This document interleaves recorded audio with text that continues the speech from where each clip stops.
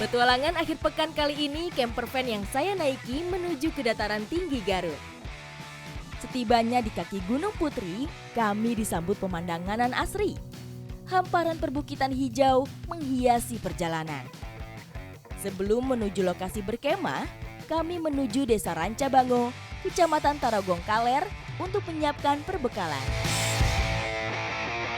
Hari ini saya udah ketemuan sama warga di kaki Gunung Putri, tepatnya di daerah Rancabango. Dan sekarang kita lagi persiapan buat berburu puyuh hutan. Kawasan perkebunan yang dikelilingi hutan ini masih memiliki keanekaragaman fauna, termasuk burung puyuh hutan. Habitat unggas yang merupakan kerabat ayam ini berada di dataran tinggi, mulai dari 1.000 hingga 3.000 meter di atas permukaan laut. Nah, ini kita udah nemuin pertanda kalau di sini ada burung puyuh, yaitu biasanya ditandain dengan adanya rontokan bulu burung puyuh dan kotorannya kayak gini nih. Berarti tandanya di sini masih ada burung puyuhnya ya, Kang ya? Iya. Nah, bentar lagi kita mau masang kayu sama jaringnya di sini.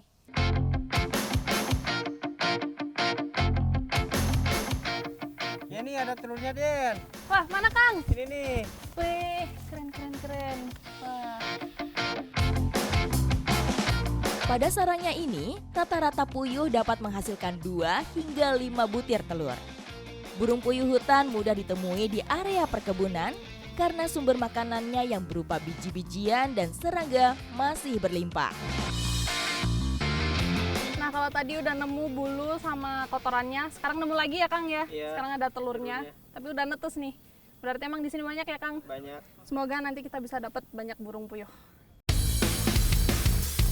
Setelah menemukan tanda keberadaan burung puyuh, kami pun segera memasang perangkap.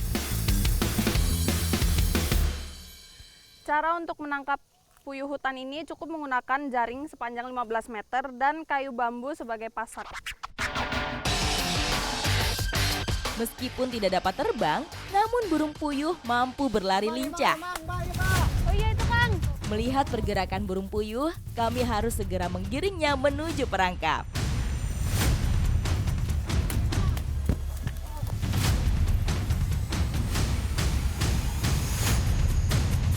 Wih, langsung ke jaring. Wih, di.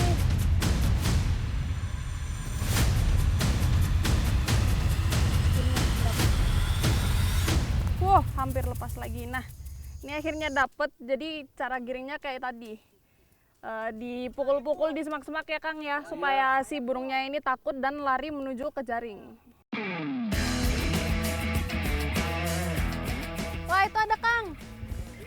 Ada lagi Kang. Wah, ini ke jaring kepalanya. Ini, Kang.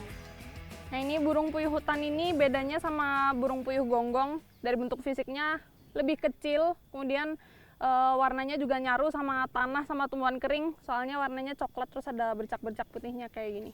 Sebentar lagi saya mau mencoba untuk mengolah burung puyuh hutan ini karena saya penasaran gimana sih rasanya. Ikuti jejak saya, jejak petualang.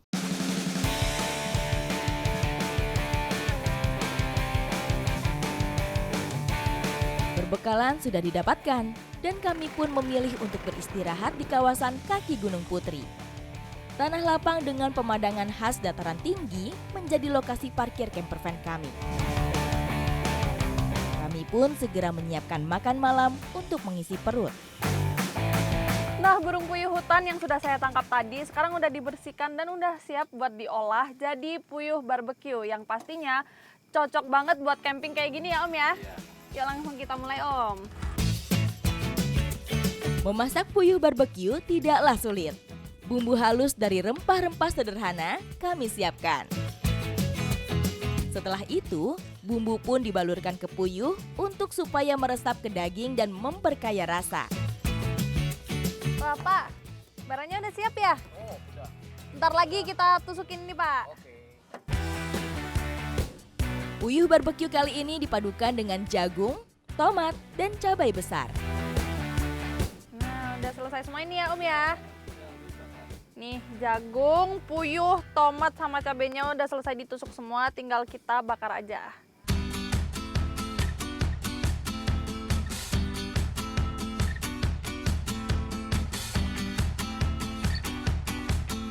Wah, ini udah wangi banget nih. Kayaknya udah mateng nih ya. Mateng. Yaudah, yuk langsung kita makan.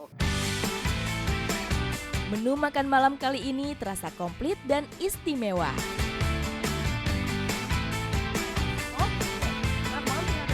Ternyata burung puyuh hutan ini kecil-kecil cabai rawit. Karena meskipun kelihatannya kecil tapi dagingnya banyak banget. Terus rasanya juga gurih, apalagi bumbunya yang pedas dan manis. Ini pas banget buat dimakan dingin-dingin kayak gini.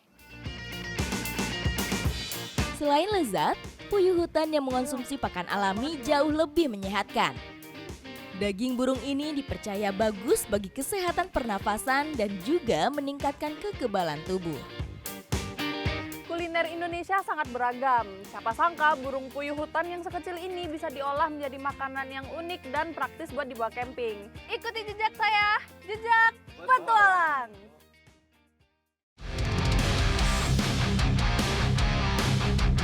Wilayah Bandung, dataran tinggi nan sejuk ini telah banyak melahirkan atlet para layang yang handal.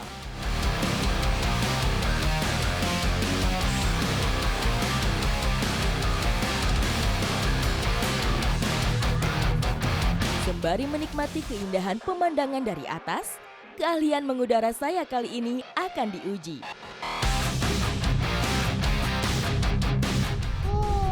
Masih kabut. Dari venue Gantoli Cililin, ketinggian 1080 mdpl saya take off.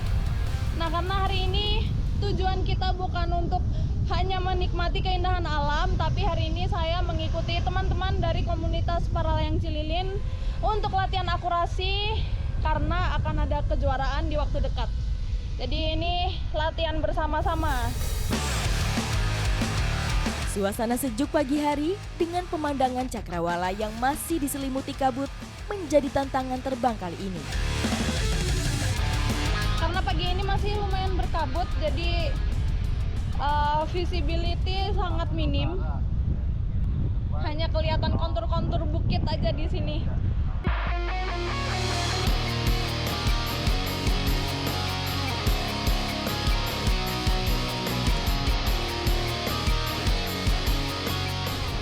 Karena petnya cuma satu dan ini per person akan dinilai poinnya.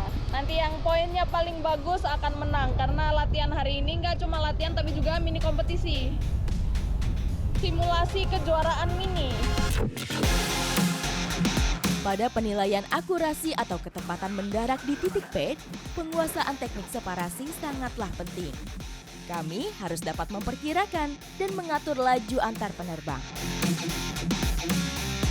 Oke. Angin arahnya dari sebelah kiri saya, berarti nanti untuk final landingnya saya harus menghadap ke arah angin datang. Landing area pun mulai terlihat. Perhitungan jarak, kecepatan angin, dan jenis parasut harus dilakukan dengan cermat supaya mendapat akurasi ketika mendarat.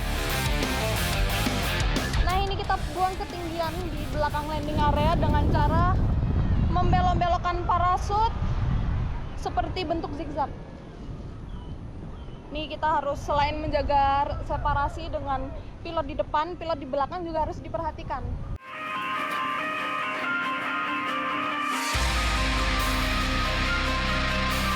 Pendaratan yang mulus berhasil saya lakukan. Poin pun langsung dihitung berdasarkan titik mendarat. Semakin pendek jarak yang didapat dari titik pad, semakin tinggi poin akurasi penerbang.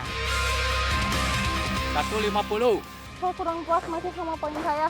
Padahal ini udah kayak simulasi kejuaraan. Belum merasa puas dengan pendaratan kali ini, saya pun bergegas melipat parasut untuk kembali ke lokasi take off.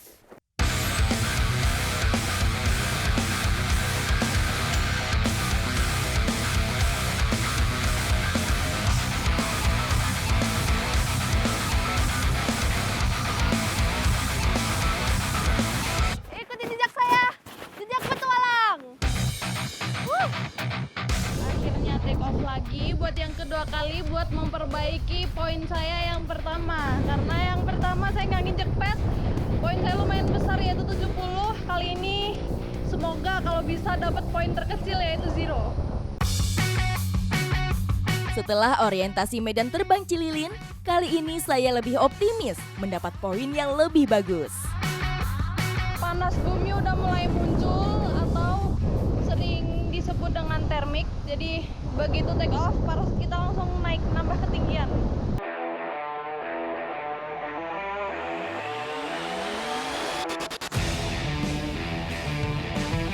Matahari yang mulai tinggi menyebabkan terjadinya perubahan termal. Perbedaan suhu di lapisan udara membuat udara panas bergerak ke atas dan mengangkat parasut. Kami pun harus melakukan kontrol lebih.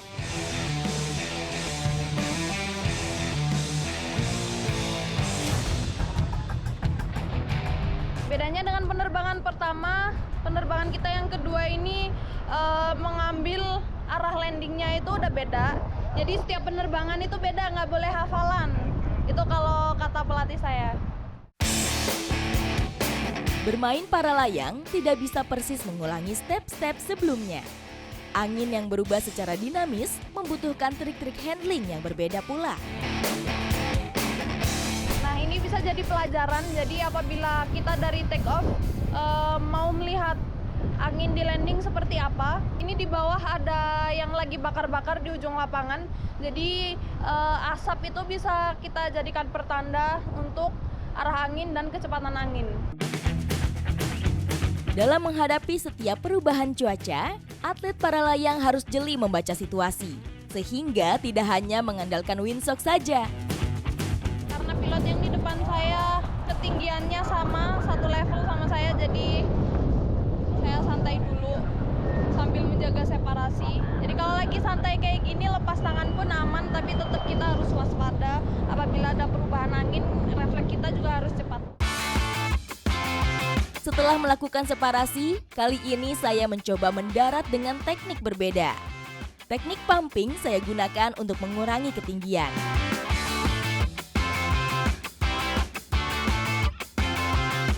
Pendaratan kali ini saya mendapatkan poin yang bagus karena berhasil menginjak pad tepat di tengah. Saya mendapatkan poin yang cukup memuaskan. Dan hari ini saya beruntung banget bisa ngerasain keseruan dan ketegangan berlatih bersama teman-teman para layang Klub Elang Mas. Ikuti jejak saya, jejak petualang.